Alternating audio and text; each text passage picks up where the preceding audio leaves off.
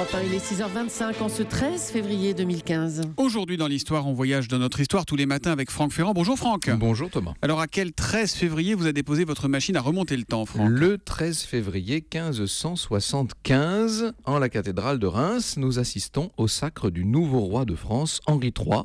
C'est un habitué des trônes, si vous me permettez l'expression, puisque 2 ans plus tôt, à 21 ans, il s'était déjà installé sur celui de Pologne, qui était vacant. Ah oui. À l'époque, le roi de France était son frère Charles IX. Et donc quand Charles IX est mort, Henri est devenu roi de France, c'est ça? Voilà, exactement. Charles n'a pas de descendant.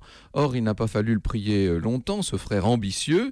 Sitôt informé de la mort de Charles, il a quitté son trône polonais. Il s'est enfui, disons-le, pour courir vers celui de France, nettement plus prestigieux. Vous allez me dire que tout ça manque un petit peu de sens moral. Seulement, Henri a de qui tenir.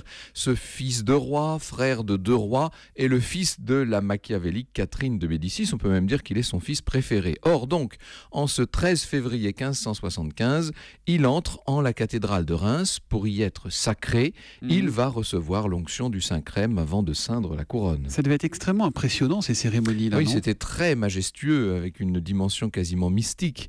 Henri, qui est un garçon coquet, change 7 fois de tenue dans cette journée du sacre, et au moment même de la cérémonie, il est à jeun selon la tradition. Simplement, il va être pris de malaise, peut-être parce qu'il n'avait pas mangé, justement. Le cardinal de Guise lui pose la couronne sur la tête, mais elle glisse, il la rattrape comme il peut, in extremis. Enfin, le voilà roi pour la 2e fois.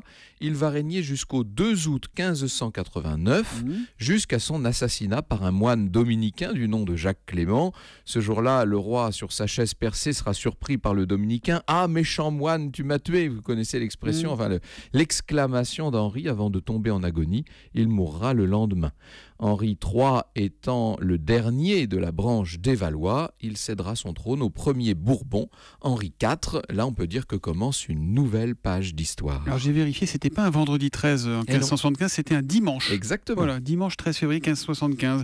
Et l'histoire, donc on la retrouve avec vous tout à l'heure à 14h. Franck, on parlera de quoi? On fera une émission depuis un endroit que j'aime beaucoup. Nous serons dans l'atelier du peintre Gustave Moreau, dans le quartier parisien de la Nouvelle-Athènes. C'est où ça, le quartier parisien de la Nouvelle-Athènes? Eh bien, c'est le 9e arrondissement, à côté de la Trinité, la rue de la Rochefoucauld, la rue de la Tour des Dames, etc. Eh bien, on vous y accompagnera avec plaisir tout à l'heure au cœur de l'histoire à 14h sur Europe 1. À tout à l'heure, Franck. Bonne journée.